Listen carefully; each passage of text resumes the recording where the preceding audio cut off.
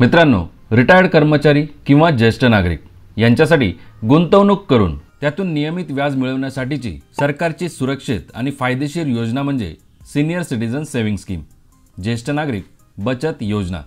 पण आता अलीकडेच या योजनेमध्ये काही महत्त्वपूर्ण बदल करण्यात आलेले आहेत, नवे नियम लागू करण्यात आलेले आहेत आणि ही माहिती ministry of communication, department of post यांच्या एका नोटिफिकेशनमध्ये प्रसिद्ध झालेली आहे। जर तुम्हालाही या योजनेमध्ये पैसे गुंतवायचे असतील तर सरकारमार्फत करण्यात आलेले हे आवश्यक बदल जरूर जाणून घ्या। पण त्यापूर्वी जर आपल्या चॅनलवर नवीन असाल तर अवश्य सबस्क्राइब करा, बेल आयकन प्रेस करून ऑल नोटिफिकेशन सिलेक्ट करा। नमस्कार मित्रांनो, या आधीच्या व्हिडिओमध्ये अनेकांचे प्रश्न प्राप्त झाले होते, जसे सीनियर सिटीजन सेव्हिंग स्कीममध्ये 5 वर्ष पूर्ण झाल्यावर फक्त एकदाच 3 वर्षांसाठी खाते वाढवता येते का, त्यापेक्षा जास्त वाढवता येऊ शकते का, वाढवलेल्या कालावधीसाठी कोणता व्याजदर लागू होतो आणि इत्यादी। या सर्व प्रश्नांची उत्तरे आजच्या व्हिडिओमध्ये तुम्हाला जाणून घेता येणार आहे। 29 नोव्हेंबर 2023 रोजी जाहीर झालेल्या अधिकृत नोटिफिकेशनची लिंक तुमच्यासाठी या व्हिडिओच्या डिस्क्रिप्शन बॉक्समध्ये दिली आहे, ती देखील तुम्ही वाचावी ही विनंती। त्या नोटिफिकेशनमध्ये आधीच्या 14 नोव्हेंबर 2023 रोजी जाहीर ऑर्डरचा रेफरन्स दिलेला आहे। तर योजनेतील पहिला बदल, in the sed order in point 2 of the table in para 4 related to senior citizens saving scheme 55 years may be read as 50 years। मित्रांनो, याचा अर्थ 14 नोव्हेंबर 2023 रोजीच्या ऑर्डरमध्ये पॅरा 4 च्या पॉइंट 2 मध्ये ज्या ठिकाणी 55 वर्ष असा उल्लेख आहे त्या ठिकाणी 50 वर्ष असे वाचण्यात यावे। जुन्या ऑर्डरनुसार spouse of the retired government employees whose age is 55 years and died in harness can invest in the scheme irrespective of age subject to other conditions असे नमूद होते। पण आता नवीन नोटिफिकेशननुसार spouse of the retired government employees whose age is 50 years and died in harness can invest in the scheme irrespective of age subject to other conditions। थोडक्यात, जर एखाद्या सरकारी कर्मचाऱ्याचा तो किंवा ती कार्यरत असताना मृत्यू होत असेल आणि त्याचे किंवा तिचे वय 50 वर्ष किंवा त्याहून अधिक पण 60 वर्षांपेक्षा कमी असेल तर त्याच्या किंवा तिच्या वैवाहिक जोडीदाराला आता सीनियर सिटीजन सेव्हिंग स्कीममध्ये इतर अटींच्या अधीन राहून वयाची पर्वा न करता गुंतवणूक करता येणार आहे।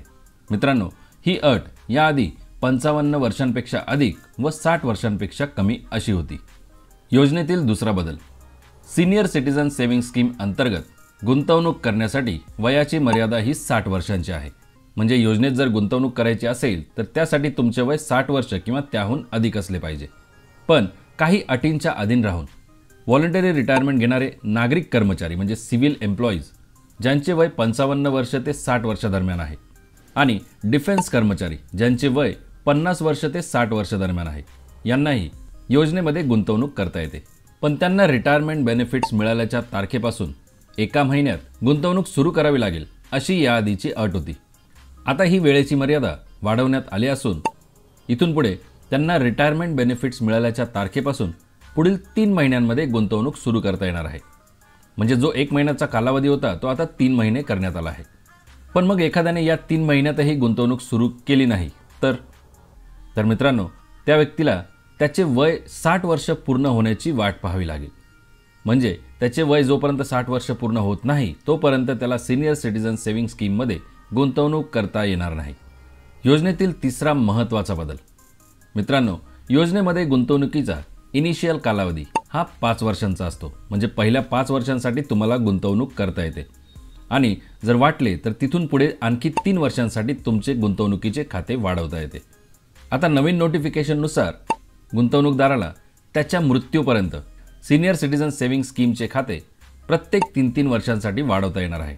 याचाच अर्थ यापूर्वी फक्त एकदाच 3 वर्षांसाठी खाते वाढवता येत होते, पण आता ही मर्यादा काढून टाकण्यात आली आहे।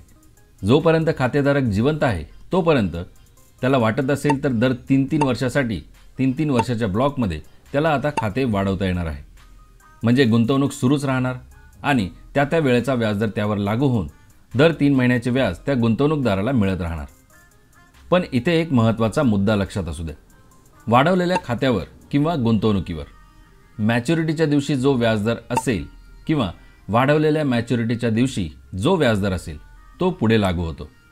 उदाहरणच द्यायचे झाले तर समजा की तुमच्या गुंतवणुकीची पहिली 5 वर्षांची मुदत 31 डिसेंबर 2023ला संपत आहे आणि खाते तुम्हाला आणखी 3 वर्षांसाठी वाढवायचे असेल तर 31 डिसेंबर 2023 रोजी जो व्याजदर योजनेमध्ये लागू असेल तो पुढच्या 3 वर्षांसाठी लागू केला जाईल. तसेच त्यानंतरही खाते वाढवायचे असेल तर 3 वर्ष ज्या दिवशी पूर्ण होतील त्या दिवशी जो व्याजदर असेल तो लागू केला जाईल. आणि चौथा बदल झाला आहे प्री मॅच्युअर अकाउंट क्लोजर संदर्भात. म्हणजे जर तुम्हाला मुदतपूर्व खाते बंद करायचे असेल तर त्यामध्ये काय बदल झाला आहे. जर तुम्ही खाते 3 वर्षांसाठी एक्सटेंड केले, वाढवले, पण काही कारणांमुळे तुम्हाला ते बंद करायचे असेल किंवा गुंतवणूक थांबवायची असेल तर त्यावर आता पेनल्टी भरावी लागेल.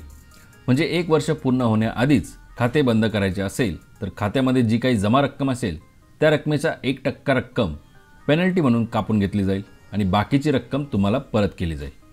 आता हे बदल कोणाला लागू आहेत तर मित्रांनो, सिनियर सिटीजन सेव्हिंग स्कीममध्ये झालेले बदल किंवा लागू झालेले नवे नियम हे एक्झिस्टिंग अकाउंट होल्डर म्हणजे जुन्या खातेधारकांना आणि नवीन खातेधारक किंवा गुंतवणूकदार या दोघांनाही लागू असतील. थोडक्यात ही नोटिफिकेशन येण्याआधीच तुमच्या योजनेमध्ये खाते सुरू असेल आणि इथून पुढे तुम्हाला आता ते कायम सुरू ठेवायचे असेल तर नवीन नियमानुसार तुम्हाला ते 3-3 वर्षांसाठी वाढवता येणार आहे. त्यासाठी नवीन खाते उघडण्याची गरज नाही. तर हे आहेत सिनियर सिटीजन सेव्हिंग स्कीमचे नवे महत्त्वपूर्ण नियम. योजनेची संपूर्ण व सविस्तर माहिती बघायची असेल तर या व्हिडिओवर नक्की क्लिक करा. धन्यवाद मित्रांनो. जय हिंद, जय महाराष्ट्र.